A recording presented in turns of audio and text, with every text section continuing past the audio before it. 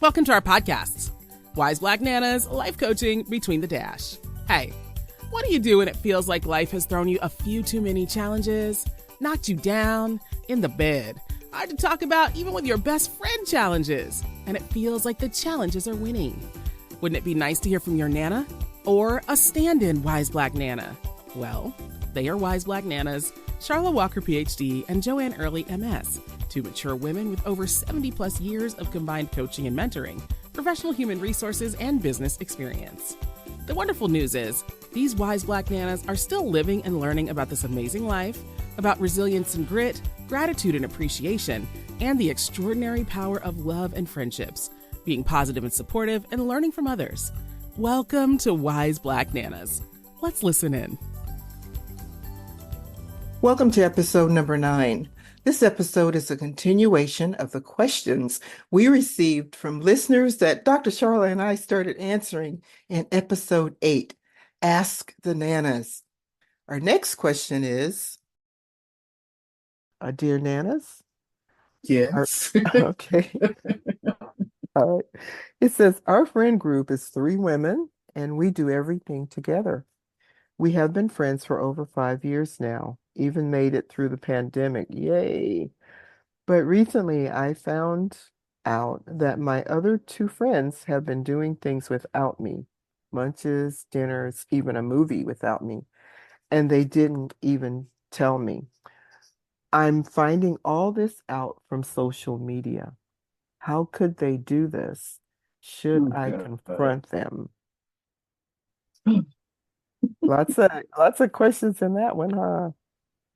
I tell you, this social media is just a place to go to get the 411 on what's going on. I do not use social media in that way. So, Well, I think that there's probably a group discussion that something's happened, something's changed, and the only way that the party that's been left out is going to know is to ask the question yeah, of all of them together, not one at a time, because you get different answers. yeah, That's why if something's changed or yeah, um, you guys don't want me in the group, like just be upfront and say it, or that. I mean, that's the simplest way. I mean, trying to go on social media and posting stuff is not the right, from my perspective, it's not the most mature way to do it. If you want to know something, ask the folks right. in the group chat. Well, I don't know if I'd invite them to lunch or whatever. I don't know how they do that, but face to face is my preference now that I've gotten older. Yeah. Some of this I think has a lot to do with I think maturity level and also probably the maturity of the group. And I know this question says, we've been friends for over 5 years now. That's a pretty good amount of time. And part of that time was the pandemic when we were all so dependent on social media. Um, Well, I, somebody I would, said something that rubbed somebody wrong, and nobody won't yeah, maybe address it in the that open. that So it's that could time to address it in the that open. that could be. I would just throw out that did you guys decide as this friends group to do everything together, to always include each other? Because sometimes interests change. Right. Sometimes, it just doesn't work out schedule wise or whatever. So the thing I would say to this listener or this person is that, think about, just sometimes the dynamics of a group Mhm. also changes. And what Yeah, held us, or simple posts that, hey, you guys, I missed the last couple of functions. When is the next one? And see if anybody, I hmm mean, if you want yeah, to take that long route, but yeah, to test it out that way. yeah. Or plan an event and invite the other 2. And if it's comfortable to, to bring this up, then, bring it up and just say, guys, hey, I've missed a few. Looks like I saw on whatever you saw it on. Looks like I missed a lunch or missed a dinner or whatever. Hey, I'm still available. I want us to hang out like we all always have. And I mean, even though it's not anything that you have done, you're kind of putting it out there, to them, and maybe we'll say, hey, it was on a short notice or, whatever. Um, I'd say try not to jump to the conclusion that, something is wrong. And then we don't really know how they could do this. They could do Yeah. this for a lot of reasons. And Yeah. so I think you should, think about, I'm not so much confronting them. I'm just letting them know that, hey, I still want to be included. I'm still available. I love the fact that we have a great time when all three of us or together, and I'd like very much for that to continue. Now, I also want to say, be ready for maybe some feedback from them. Well, we knew you weren't available, or it was at a time when you were working or not Yeah. available. There might be all kind of reasons. Just Yeah. keep an open mind Yeah, and just know that quick that question. friend It's like, groups hey, I change. missed a couple of things, when is the Yeah, next one? And yeah, and yeah, go from there. yeah. I'm still interested in keeping our group dynamics the same. And as I was saying, also be ready for friends groups change. And anytime, gosh, I think there's more than two people in a group, you're going to have some changing dynamics. So Yeah.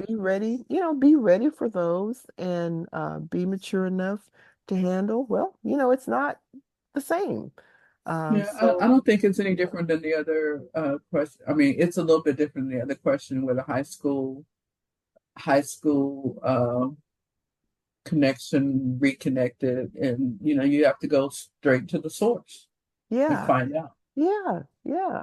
And if you've been friends for 5 years, I'm thinking you ought to be comfortable enough to say, hey, understand you guys are getting together. I would have loved to have gone to that movie or Mhm. seen that event or did this. So don't hesitate to ask them, but ask in a way that's not confronting them. Ask them in a way that honors the friendship that you have.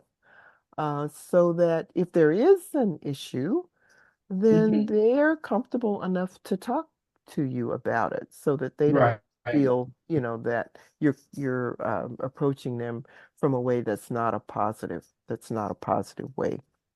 Um, you know, so I hope that you're able to, kind of find out what happened and what's going on, and then go from there. So our next question has to do with friendships also. It's saying, dear Nanas, do you find it easy or hard to make friends? And how do you make friends as an adult? I think it's still about the social interaction, face-to-face interaction for me. I don't, you know, Facebook and IG and all that. I don't really feel like that's establishing um, a network of friends. Um, uh, it's important to me that we have this kind of like the same interests, Uh-huh. or um, not all of it, but just some of it, so that if we want to travel together, we could travel together. Or if we want to, do go to concerts or anything like that. Um, that would be important to me. I think that uh, I try to be a friendly person when I was out socially at new events here in Fort Worth. Like going to events that I hadn't been to, and talking to the women, Mm-hmm. introducing myself, Right. and sharing my card, and letting know what they're doing, and find out, because I am looking for a church home. Mm-hmm. So that was a good Sounds a good way. conversation Uh-huh. starter. Yeah. Because Unfortunately, I can't you drive just right now, so right. everything that I know about is a good drive. But that Okay. was one way that I did that, and just sometime again internal signal goes green, yellow, or red, and it's just not just doesn't work. And I'm just that simple. If it doesn't feel good, I don't pursue it. But Right. that's at this time in my life, probably earlier, 20s, 30s, 40s. I probably was more persistent, and I did a lot more social things with a group of ladies during that time. I mean, Mm-hmm. we go on trips to the wine country, rent three limos, and we go and just. But then I found myself that I was always planning, and no one else took up Ah, you know, the slack. They go, "Oh, Charlotte will do it," and then I just stopped doing it, and then it just stopped, and I never yeah. started again. Right. And folks would ask, and I go like, "Well, you could do that. Here's the contact. Okay, I'm gonna do it." And never happened. Um, but you know, I think some things like that, like the social things, run their course as people mature. They have families. They go through divorces. They relationships terminate or whatever. So they are at different places in their life where they may not want to participate in these activities of Right. 20 25 women. So Right. Right. um, um, I think you have to create the space for yourself and decide if I'm going to have friends, where do I go? Mm-hmm. Um, Facebook, IG is not the place. I Plenty of agree. fish, POF is not the place either. Um, I think for me, the interaction with the person, having a conversation, you can see, how they talk, how they move, Right. is important. So you Yeah. have to create that these days because sometimes it's just not safe. So Yeah. And you have to work hard. I think you do have to work harder with all of this technology and things, stuff out there available to all of us. I don't know that it makes it any easier to maintain and friendships, because actually some of this stuff annoys the heck out of me. When, it would be great to just get a quick phone call or hear someone's voice and, versus trying to answer something over a text to get the right tone and, and all of that. I just think it's a little tougher maybe today. I think it's so much easier to deceive and carry on 10, 12 different personas and all that. And it's just, it's horrible. It's really Yeah, horrible. yeah. But I guess again, if there's I don't some have time. things that's not positive, unfortunately, it's human nature to figure out a way to do something that's not, as to find a negative way to do something or to Mhm. find some fraudulent way to do something versus for the intent that maybe some of the stuff was Yeah. designed to do. But Yeah. I don't go ahead. Oops. I was going to say, and it also depends on whether the person is an introvert or extrovert or how Yeah. they're going to approach. I'm actually an introvert, but because of the jobs that I've had and I have to be out there, my my professional persona is extrovert because I have to be out in front of everybody. But I would rather be on the corner of my couch with my Hmm. blanket and a book Hmm. with nobody else around, no Hmm. music, no TV, and I'm just fine. My grandkids can't understand that. No TV, no, I'm good. I don't need any of that. So you have to balance that too. It depends on what kind of work you do. That impacts the kind of people you run into. I mean, we used to go to all kinds of concerts, not concert, but conferences and stuff Yeah. like that. So you would meet a lot of people. I Right. don't do that now. I had a plan to do that, but some things happened, so that's kind of on hold. Right, Um, right, but right. I don't know. I find it easy. I find it easy to make friends. I also think though that there are friends and there are acquaintances. And everybody you meet is not your friend. I don't know that I'd want everybody I meet, to thank become a you. friend. It may be that they're an acquaintance. It's someone who's, that I Right, and know that's okay. and that That's I've met. okay. Absolutely, it's okay. So I think it's easy to make friends. I just think as an adult,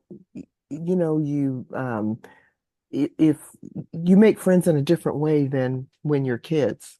I Right. think You often talk about your granddaughter, how, they get mad and they go away and then they come back right, together and whatever. right. And as adult, we kind of do that in a different way. Yeah, we do. Um, but Similar to the way that I think we had a question earlier yeah, about people. So that's kind of how adults do that kid thing of, folding my arms and she's not my friend anymore.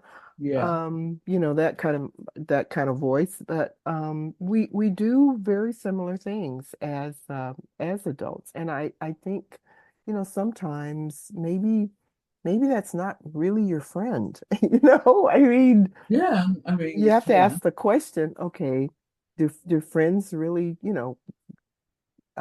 what kinds of things do mature friends do or mature friendship do? and I think there's different, as you mentioned, there's different categories or levels. Like you said, it could be a church friend. It could be, someone, Yes. Yeah. it's not someone that you would invite to your house every Saturday or play Right. cards Right. or that's a different, that would be for me, that would be a much closer relationship Yeah. if you're coming to my house, because I don't Yeah. really like people at my house. Yeah. So, because if I don't know you're coming, and you don't have a key, then you might be outside standing. But anyway, Well, inviting someone into your personal space, that's a whole nother level of yeah, friends. But again, things in things in common. What maybe a similar philosophy on life or family or people or the world or all these things that make you who you are. I think as a friend, you want to look for some of those same qualities or some of those same values in other people. And right. right away, after almost a conversation or two, whether you have enough in common with that other individual, as to whether or not you want to be a friend, quote, include them as a friend or get to know them even better as a friend. Yeah. So while we, you know, think about, oh, is it easy or hard to make friends? I think a lot of it's up to you and how much, how much you want to be a friend. Because I have embraced this probably for years and years and years. In order to have a good friend, you have Hmm. to be a good friend. Again, in order to have a good friend, you have to be a good friend. And Yeah. that says a And lot yeah, about, I'm gonna raise a red flag here because I had this happen to me before I moved to Texas, and it was uh-huh. actually became very scary to have someone just kind of forcing themselves. I'm gonna be your friend no matter what, and I was like, it was Mm, almost like a stalker that mm, this person was, and it was really weird. So definitely you a know, you red have to be flag. careful about that too. I mean, stalker on LinkedIn and email, text, that kind of stuff like that. Yeah, And I yeah. finally told her, I said, we are fine the way we are. I don't see any reason for us to be friends. So please Well, stop I doing don't know what how you. much clearer you could have made that. It was like, are you stalking me? Gee, I don't know if Um, I've ever had that. I don't know that I've ever had that experience. And I don't want to have that. no, but it was kind of like, why do I need to be your friend so bad? Yeah. There's Sounds some, I like think there there was was, some other stuff going on there, maybe. yeah, my unmedical opinion is that there were some other psychological things going on, and I didn't want to be a part of it. But Yeah. anyway, Yeah. what's our next question? Yeah. What's our next question? What's our next question? Okay, so we have let's see, we have an area here. Let's see. Ooh, okay. Oh, here we go. Okay. Hi, Nanas. I would love to have the confidence to do some of the things you do. Where do you get the confidence, and how can I develop my self-confidence? Hmm. Let me think about that one a little bit. So I don't want to just give a off the cuff answer. Let's come back to that. I would like to give a little bit of thought to that. Okay. Um, okay, so here's the one that I think we can answer pretty quick. It says, "Dear wise black nanas, do you follow astrology? What's your sign?" I'm Okay. sorry, I don't mean to laugh. Well, I do mean to laugh because no, I do not follow astrology. And my sign is, I even know my sign. Yes, my sign is I'm a Aquarius. Okay. No, I don't follow strategy, astrology, and my sign is Capricorn. Um, Joy and I are very close in our astrology sign. Astrological sign. So That's I how have we no get along so I, well. I'm a I have no stubborn goat. idea. I don't have any idea what that means I don't either. I've just I don't never had either. it. I I've just, never had an interest. I'm not yeah, knocking it. I'm not, I know there's a whole yeah. I know industry, people believe in it like a right? religion, and that's fine. No, Right. I don't. I'm just saying it's I not mean, I don't look at to match. I read the horoscopes for fun, because you can read five different papers and they're all different. So, no, I don't. The only part that kind of makes sense is that um, I am strong-willed, and that's what they say a goat is. So that, oh. yeah. Well, when I think of that symbol, I do kind of think of that. But no, I can't talk about sides because Yeah, I not get my it. Yeah, thing. Not my thing. yeah.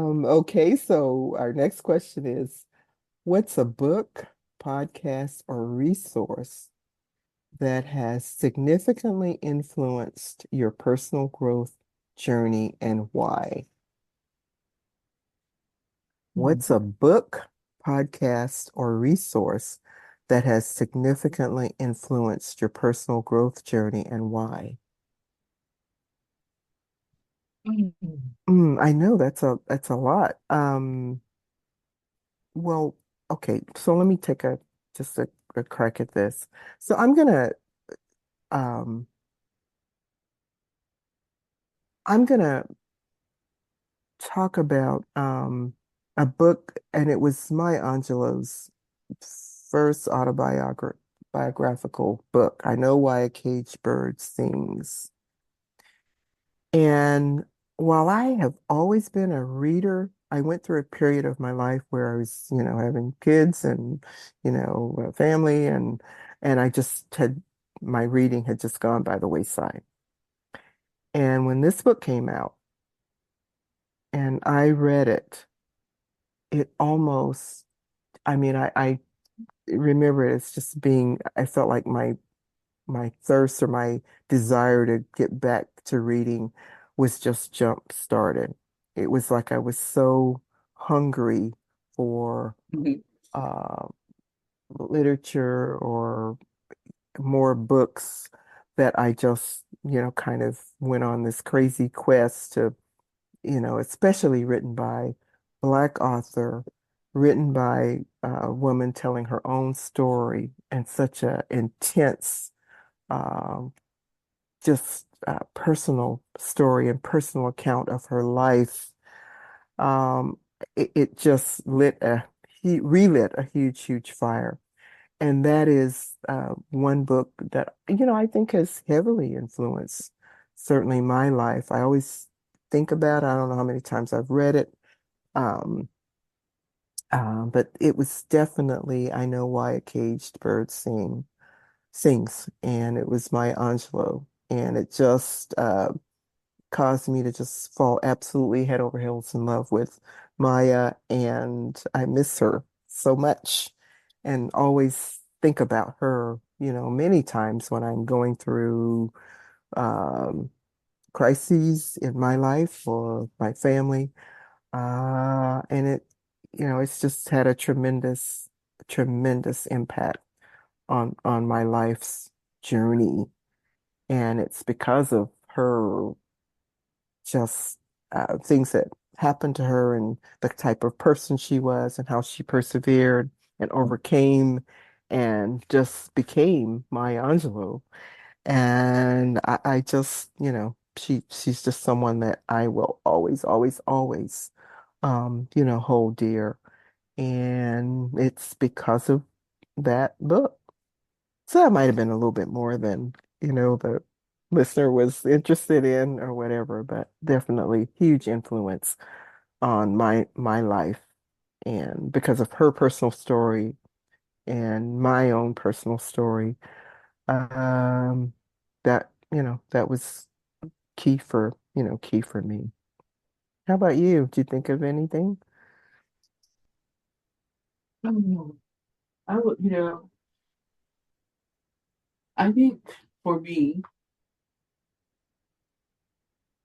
it would be my doctorate dissertation. It is in book form, Ah, ah, and that's right. and uh, and that's because it was African American women leaders who use adaptive emotional skills to survive in the workplace. Ah, So that was kind of the title. And the reason that it influenced is because I got to interview 30 Black women in the Oakland area, San Francisco area. mm-hmm. And that was in 2003 and 2003. God, 25 years ago. Time goes by. And just, I mean, I rode BART with them. I rode in their car, whatever time period they have. Whatever the time they had, I went. That's what I did. And just listening to them and how they use their emotional adaptive skills or Right, emotional intelligence skills to manage and get through the politics of working in the workplace was just you know fantastic. And I think that was kind of the influence for me of just like, God, these women are great. And I mm-hmm. didn't know there were so many, but um, I had the opportunity to just interview them and have conversations. I had, set questions, of course, with your doctor, you have to have set questions and stuff like that. And one of the top things that came out, top things was faith. They, I mean, it was a top theme that came out is that they kept their faith through all Mm-hmm. that they went through. Mm-hmm. That Mm-hmm. was one of the top things. Yeah. And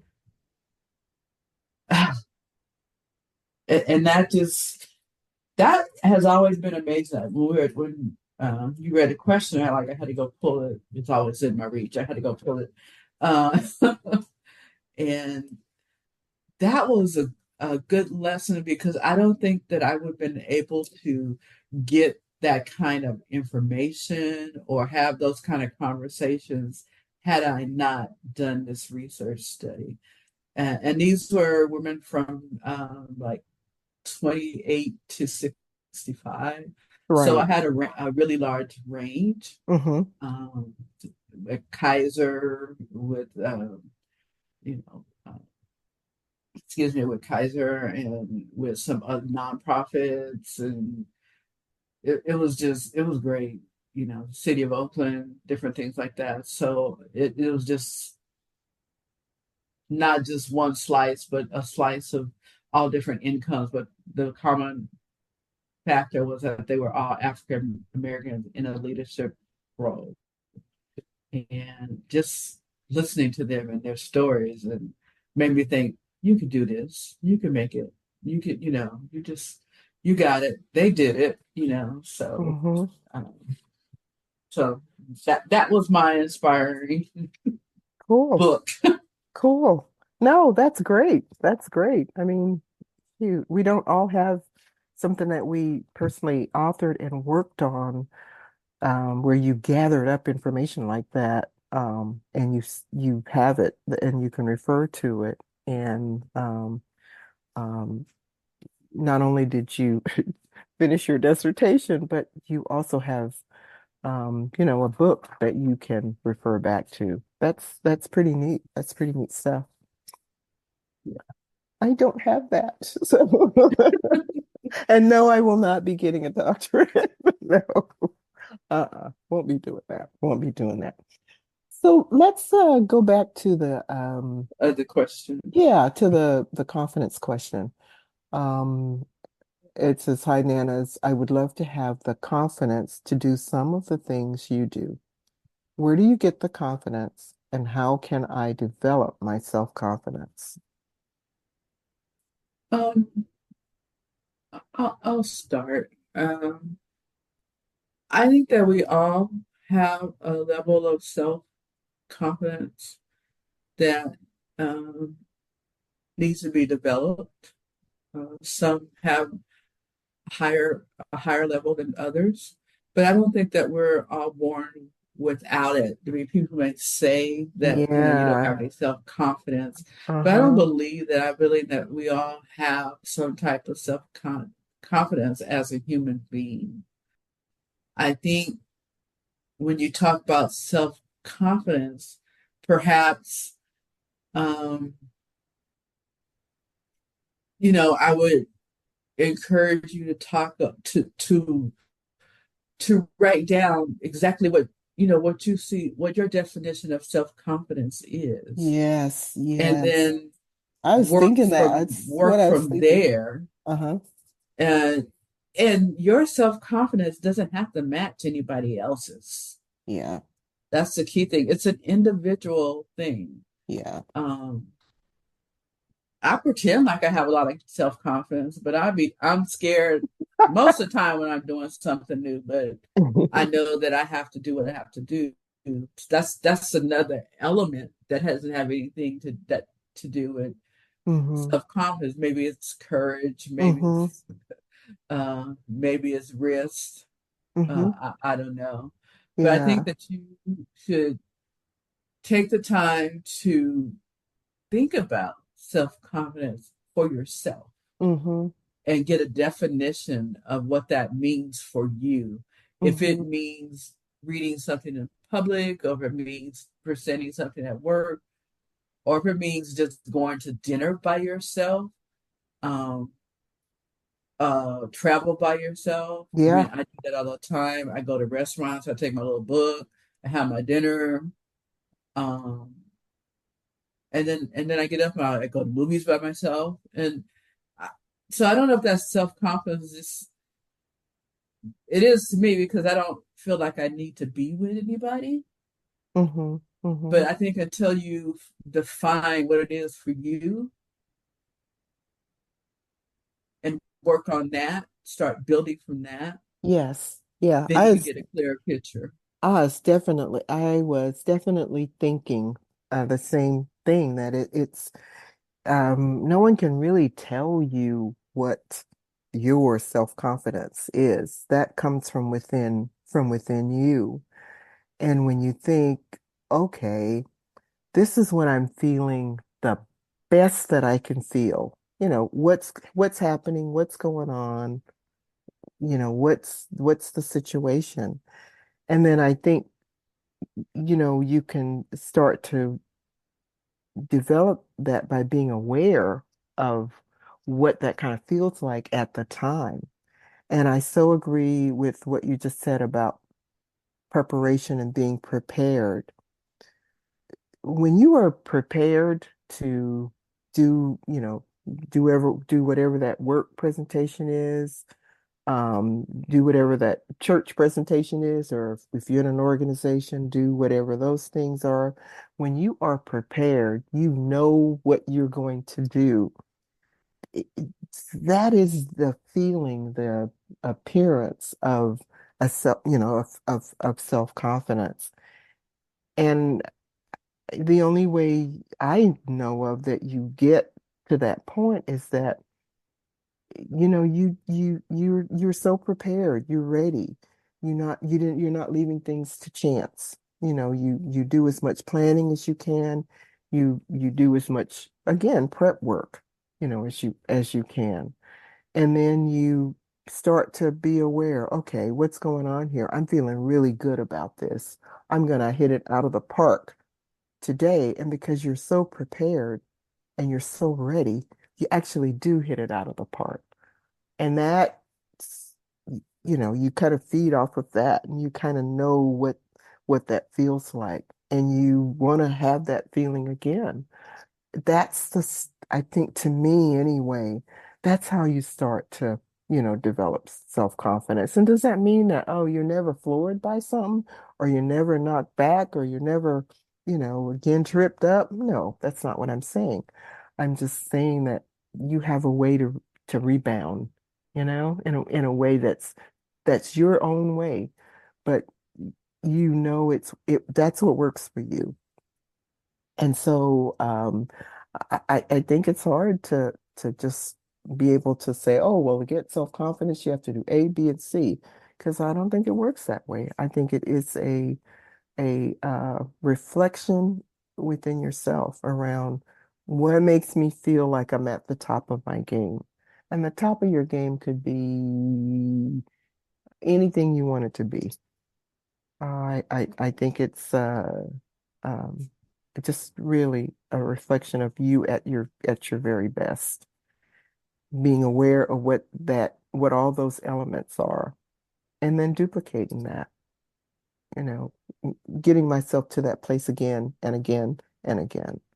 I think that's what to me can help you develop your own self-confidence. Sounds good.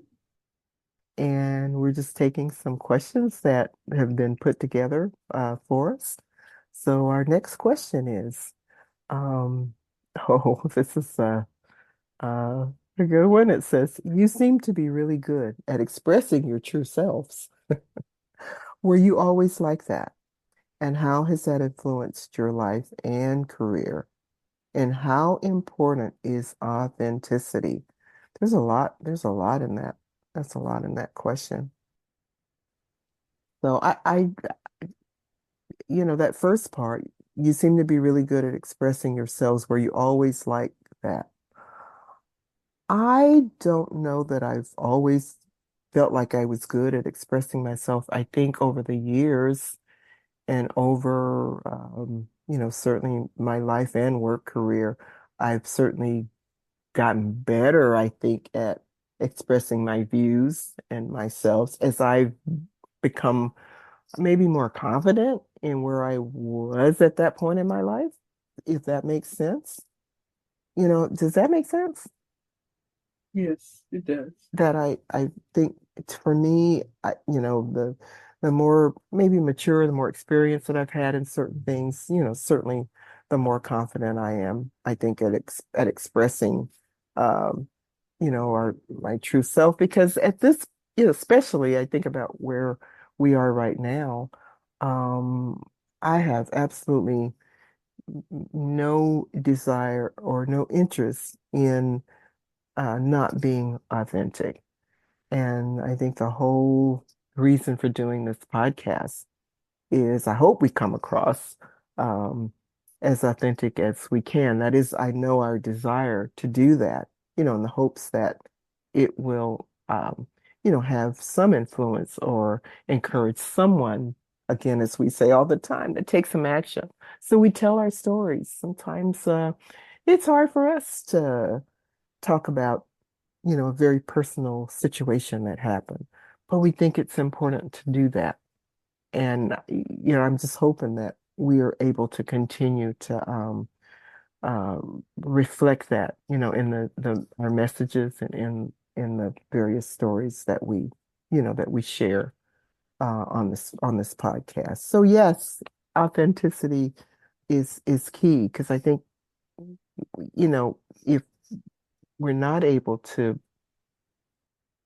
be true to ourselves, I think we have a hard time coming across, don't you? Yeah, absolutely. Absolutely. Because the podcast is based on our lived and true experience. Right, right, right. And it seems like we're having that effect. That at least that's some of the feedback that we're getting is, people really feel like it is authentic and it is true. Yeah. So I our think next, one of the oh, oh, go go ahead. ahead. Oh, no, go ahead. Okay. I think one of the things that we do not share is that in the process of content development for the podcast, well, I'll speak for me. I can't speak for Joanne. It does open up some not so comfortable places that I have closed down. But in the end, it it it does free me a little bit because I have let it out. So if I wasn't authentic with what I was saying, then there would be no healing. There's constant healing still going on with me, with what has happened with me from trauma and drama. I'll leave that one out. And it's okay, but I have to be able to stand on and give the audience what I went through in order for it to be authentic. I can't, I wouldn't want anybody to make up this of what I've gone through. So, Hmm, hmm. um, and that's really important. I think that being truthful is the only way to go. And that's what the podcast is based on our lived experience and truth. And we're not creating reality podcasts or anything like that. No, we're Now we not. could probably create some soap operas from it, but or something like that. But just understand that we're raw. You know, there's a couple episodes that kind of wipe me out emotionally, but I'm okay because I feel better now because it's probably was stuff I've held in for years that I haven't shared, and Joe and I talk extensively before we tape, so I have an opportunity for her to download on her before before that. But anyway, so that's all. So we are authentic, and if for any reason you feel like that we're not, please rethink it. Like I said, I don't. Hopefully, no one has these kind of memories, trauma, drama, and experience that we're sharing with you. Uh, yeah, I absolutely agree with what you're saying. I do think the thing that I want to just reinforce or a little bit that you said is that this podcast is helping us too. Again, in telling some of these stories and reliving some of these situations or whatever, it's helping us. It's helping us too. Almost every time we plan an episode, like you said, we have some long discussion before and after. And yeah, I do think it's helping us. So true selves, I think, we'll probably, if we run out of things to talk about, um, we'll have to, reconsider something else. But yeah, I think this podcast is a real example of expressing our true selves. And not always easy to do, but we think it's important enough. and it adds to, again, our own authenticity, and to why we say we want to, to do this. So very important, very, very important, as a aspect of what we're trying to do here. Okay, let's see. Our next question is, hello, wise black nanas. I feel like a failure in so many things in my life. I'm wondering if you ever felt like you failed at something. Are you kidding? Excuse me, the person didn't say that. Um, Let me start over. I'm wondering if you ever felt like you failed at something, but maybe with your wisdom, you feel a bit different about the situation now. How can I feel less like a failure? Well, when I laughed a little bit, it's like to what's that saying? To be human is to err, or something like that. Um, The air to be human. it's to be human is to err. And I guess in essence, I can't think of the quote right now. But and this is the time I'll really say, but I just don't know anybody that's never failed. Um, and that the thing is what you do or you're able to do after that. Are you someone that stays stuck in a failure mode all the time? Or do you allow yourself to, okay, now what am I going to do about it? Or how can I turn this around? Or what can I do differently? Now, you're absolutely right. Based on where you are, I think at your point in life really can determine how you do move forward or how long it might take you to move forward. But I think that the key is maybe awareness that, okay, this happened, it didn't turn out the way that I wanted it to do, or this relationship is no longer working, or I'm getting a divorce, or um, I wasn't successful at work, or this entrepreneurial effort I was trying to, there's all kinds of reasons and things. The key is, to me, and I think I've been like this a long time, not always, not always. I think I've been like this a long time, though, is at least having awareness of what happened and the desire to move out of that. There's not much that I have stayed stuck in or just immobilized by a situation. Um, there just isn't, because there's a solution. I always think that there's a way. I'm hopeful. And I use hope like I'm waving a flag. I am always, always hopeful that a more positive outcome, can be reached, or I can do something um, that will have a more positive outcome. And to me, that's the thing that helps me not feel like a failure. You know, that's what I think helps me. How about you? Yeah.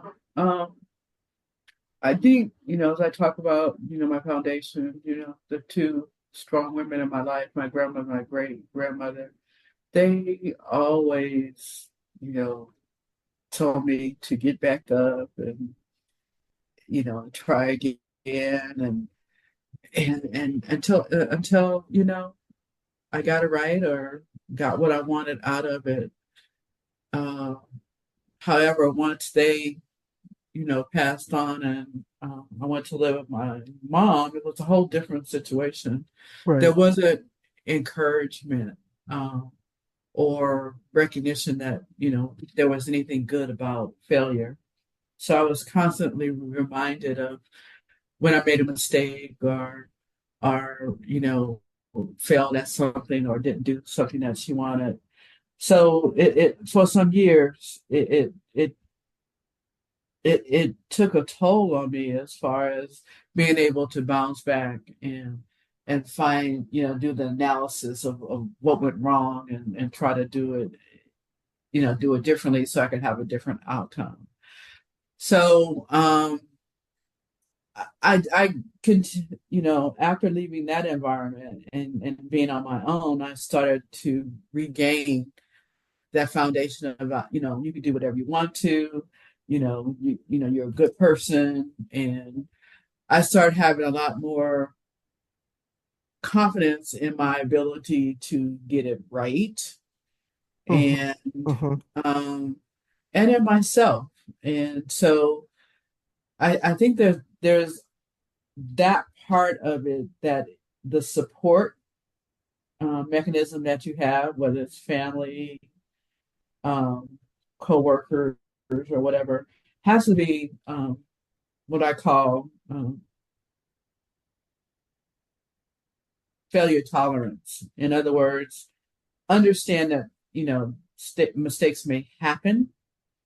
However, that is not the end of everything. You can take a Yeah. look at that mistake, Yeah.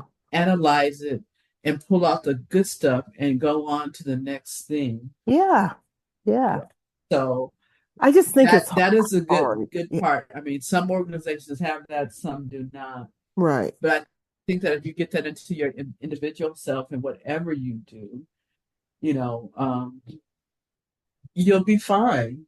It's just it's a mindset Hmm. of how you're going to analyze what didn't go exactly how you wanted to, and you may want to Right. scrap it, you Right. may want to do half of it, you may want to do one thing of it, but at least take the time to say, okay, this failed. What happened? And if you don't have anyone tell you that it's never going to work, it's never going to work, I don't know why you're doing that, then you have a better mindset on how to create positive um, environment so that it can become something that is good and great. Yeah. Yeah. That it's not always the worst thing. No, It's the worst thing. It's that, door closing and maybe another opportunity open up. I think so much of why we have these feelings of, like a failure, or I'm a failure. A lot of it is that internal talk we're doing, that right. internal message that we're giving ourselves. So yeah, pardon me, absolutely. You've got to look at, the whole situation and what happened and address it. Don't avoid it, address it. And if you can figure out a way to, quickly, okay, let me try this. Or, okay, if it's something that takes a lot more study and a lot more thought and effort to come up with another plan, another way. Um, Mm-hmm. Most of the great things that were created or invented or designed had so many attempts and so many failures, but they got designed, they got developed, they got created anyway. So I guess the message in that is that many times it takes a lot of failures uh, before you reach a successful venture. And I think we can, translate that into, what happens in our lives, in our personal situations. I think it would be helpful, and it Yeah, would be helpful. Yeah. yeah. It's staying steadfast in your determination to say, okay, this, I will make this work. It may not be the same elements. You might need some of the elements, but you can figure out what was missing. Right. Right. Right. Okay. That's our episode 9. More of Ask the Nanas. Dr. Sharla and I thank you for your amazing support of our podcast, your comments, questions, and suggestions that we get on Facebook, and also those sent directly to Wise Black Nanas. We hope you have gained even one insight or heard something that inspires you to do more, to do something, to take some action. We know this podcast is not for everybody, and we know it's for a lot of somebodies. So we want to leave you with a little something, as we usually do, a quote or a saying or a comment, things that we call Nanaism. And our Nanaism for this Ask the Nanas, episode 9, is a quote from Roy T. Bennett, the novelist. Be brave and take risks. You need to have faith in yourself. Be brave and take risks. You do not have to have it all figured out to move forward. Thank you and take care. Thank you for tuning into our podcast, Wise Black Nanas. New programs of Wise Black Nanas are on the 1st and 15th of each month. Listen in as you learn more about Wise Black Nanas, Dr. Sharla Walker and Joanne Early. They are everyday nanas. They are not famous, not celebrities or rich, well, rich in life and its experiences. We want you to come back. Tell your friends. So, look for Wise Black Nanas podcast wherever you find your favorite podcasts. Learn more about them and the coaching services they offer at www.wiseblacknanas.com.